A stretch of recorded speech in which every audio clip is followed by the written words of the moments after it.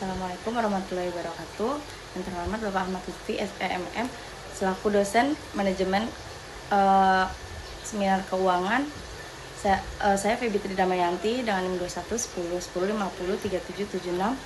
Saya akan membacakan hasil skripsi penelitian saya yang berjudul Pengaruh Strategi Pemasaran Online dan Offline Terhadap Penjualan Kopi Jago di PT Solusi Satuan Berjalan Melawai Jakarta Selatan. Latar belakang: ekonomi Indonesia tetap tumbuh positif, dukung fundamental kuat, pasar domestik, dan bonus demografi hingga 2030. Industri kreatif termasuk kopi berkembang pesat. Jago Kopi berdiri 2020. Hadir sebagai kedai kopi keliling berbasis sepeda listrik yang ramah lingkungan. Pada tahun 2022 disertai peluncuran aplikasi dan pelatihan barista jagoan, yaitu cabang Melawai, dibuka Oktober 2023. Menunjukkan penjualan offline lebih tinggi daripada online. Menimbulnya pertanyaan efektivitas strategi pemasaran. Penelitian ini membandingkan pengaruh strategi pemasaran online dan offline terhadap penjualan kopi jago di cabang tersebut. Kajian teori. Menurut swasta 2014, penjualan merupakan kegiatan yang dilakukan oleh perusahaan untuk mendorong, membujuk, dan mempengaruhi konsumen agar memberi produk yang ditawarkan. Dan menurut Kotler dan Armstrong, pemasaran online merupakan usaha perusahaan untuk memasarkan produk dan jasanya menggunakan teknologi informasi dan komunikasi berbisnis internet. Dan menurut Kotler dan Keller 2009, pemasaran offline mencakup aktivitas untuk mengidentifikasi dan memenuhi kebutuhan manusia dan sosial pertukaran yang menguntungkan. Hipotesis. Adapun hipotesis yang diajukan dalam penelitian ini, yaitu terdapat pengaruh positif dan signifikan antara strategi pemasaran penjualan kopi jago di PT Solusi Satuan Berjalan Melawai Jakarta Selatan. Metode penelitian. Penelitian ini menggunakan pendekatan kuantitatif dengan metode survei melalui penyebaran kuesioner kepada 99 responden konsumen kopi jago cabang Melawai yang ditentukan menggunakan rumus Slovin. Data yang dikumpulkan dianalisis menggunakan deskripsi data, uji asumsi klasik, analisis regresi linear berganda, dan analisis R-squared. Hasil penelitian. Uji regresi linear berganda dilakukan setelah 5113 menunjukkan bahwa jika pemasaran online dan offline tidak dilakukan bernilai 0, maka penjualan yang diperoleh diprediksi sebesar 5113 satuan. Koefisien pemasaran online sebesar 0,330 menunjukkan bahwa pemasaran online memberikan kontribusi yang lebih besar terhadap peningkatan penjualan dibandingkan pemasaran offline. Kedua strategi pemasaran memiliki pengaruh positif terhadap penjualan.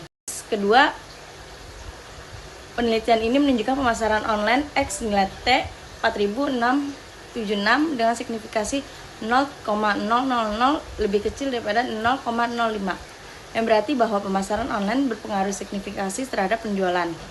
Pemasaran offline X2 nilai T 2170 dan signifikasinya 0,032 lebih kecil dari 0,05, menunjukkan bahwa pemasaran offline juga berpengaruh signifikasi terhadap penjualan meskipun lebih kecil dari pemasaran offline. Nilai F dihitung 46.169 dan signifikasi 0,000 lebih kecil daripada 0,05, menunjukkan bahwa secara simulaton pemasaran online dan offline berpengaruh signifikasi terhadap penjualan. Artinya model regresi yang dibentuk memiliki dasar yang kuat secara statistik untuk menjelaskan variasi dalam variabel dependen.